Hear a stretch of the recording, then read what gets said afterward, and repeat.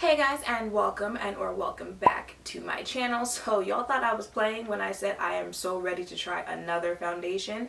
I am back with another foundation hunt. I know, 3 uploads in 1 week. If you have not seen my VIB Rouge haul, go check that out. I've got something special going on in that video, but in that video I introduced you guys to the Becca Ultimate Coverage Complexion Cream. It's the foundation you guys said you wanted to see after Mahogany, and I have high hopes for this for a couple of reasons, but I'll get into that. So stay tuned. So here it is, the Becca Ultimate Coverage Complexion Cream. I've wanted to try this foundation out for a while.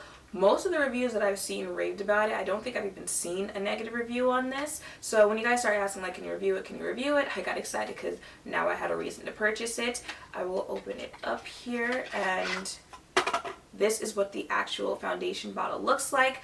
This retails for $44 for 1.0 fluid ounces. And another reason why I wanted to try this is because Becca is another company that comprehends that we come in different skin tones. So they offer more than 6 shades. Alright, this comes in, I believe, 20 shades. And I would say the last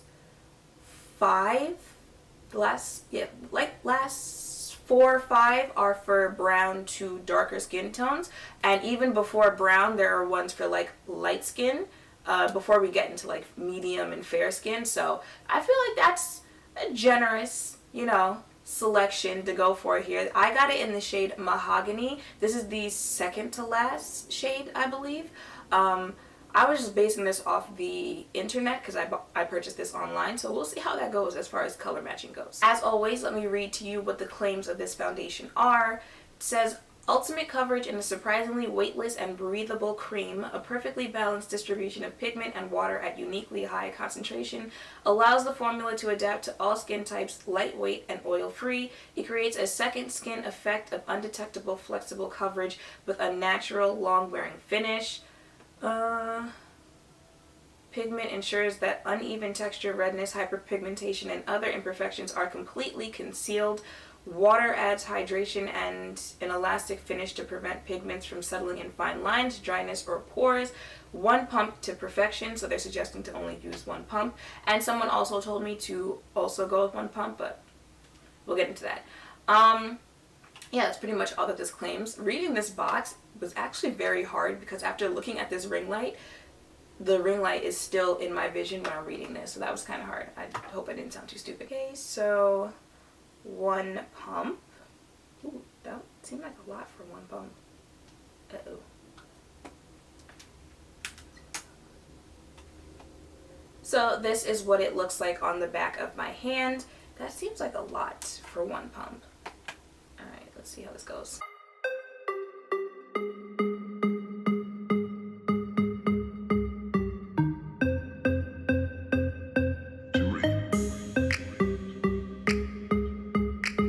And now for the brush.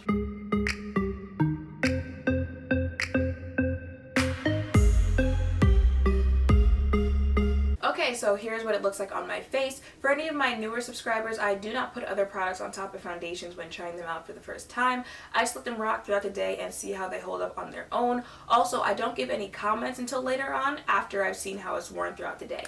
So right now it is 11:53. Hopefully that focused. So I will see you guys later. Hey guys, so I am back and it is now 5:05.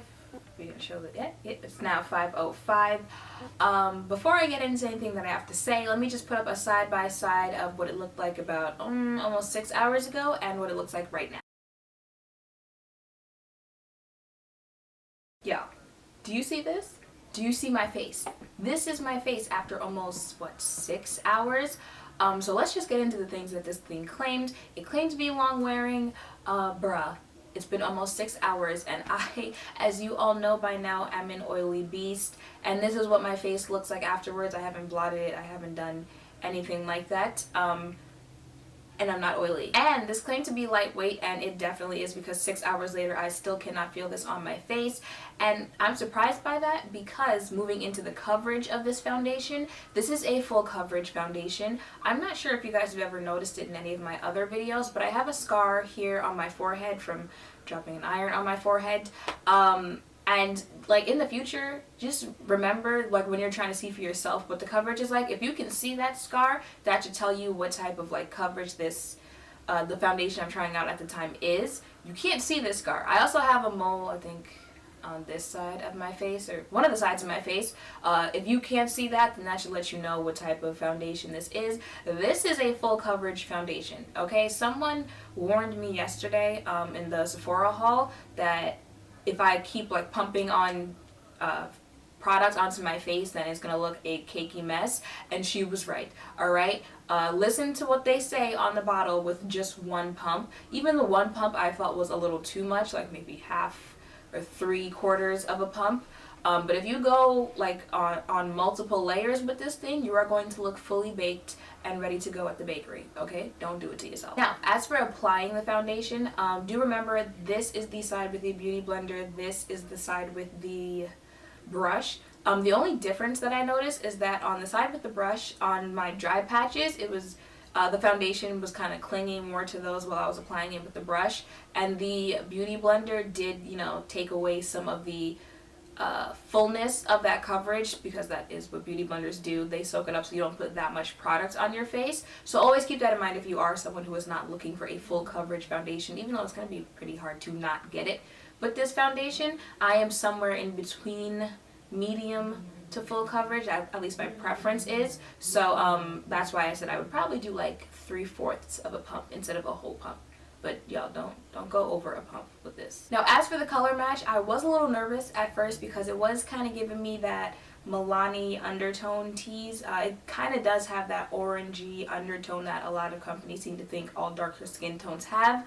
However, I don't think it's as bad as the Mahogany foundation. It did oxidize throughout the day. It did calm down a little bit more after I applied it throughout the day. I had to guess with the Mahogany foundation whether or not other products would kind of tone it down. With this, I do believe, like with other things like your contour, your shading, or your powder, all of that, that you can tone the undertone of this down to where it doesn't look as bright as the Mahogany foundation looked.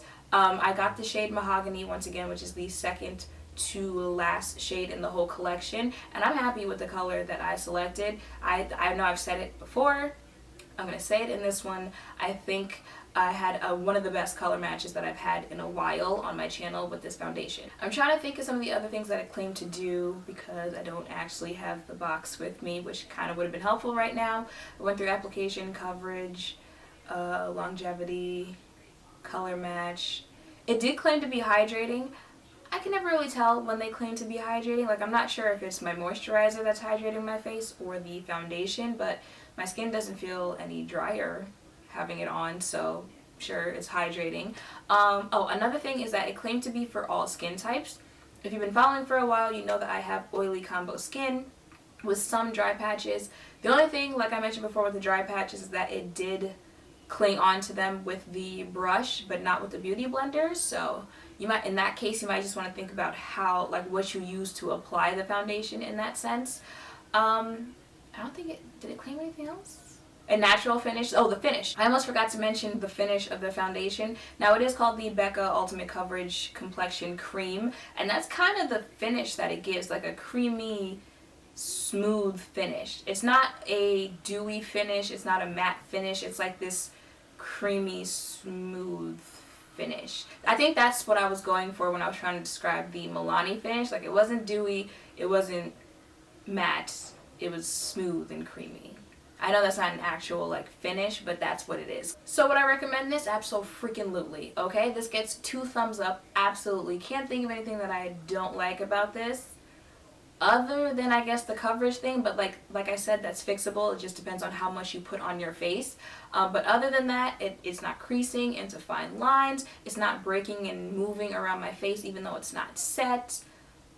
Like I said, this is what my face looks like after 6 hours, because that other foundation oil was seeping through my face after 2 hours, and it's been 3 times as long. Yeah, this might be an all new holy grail. The price could be a little bit nicer to my pockets, but other than that, yes, I would definitely suggest that you check this out, try it out. Even the shade range is better. if y'all couldn't tell by my excitement right now, I definitely think you should try this out. So that is it for this video. I hope seeing this foundation wear throughout the day and hearing about it has helped in your decision of whether or not you're going to try it out for yourself. Make sure to thumbs up, comment, and subscribe down below. Make sure to let me know what other foundations you guys want to see. I know the next one I do will be Black Opal, and I've been told Kat Von D and one I think called Manic Panic that I'm gonna look into, but let me know what other ones you guys want to, which other ones you guys want to see. Thank you all for watching, and I will see you in the next one. Bye.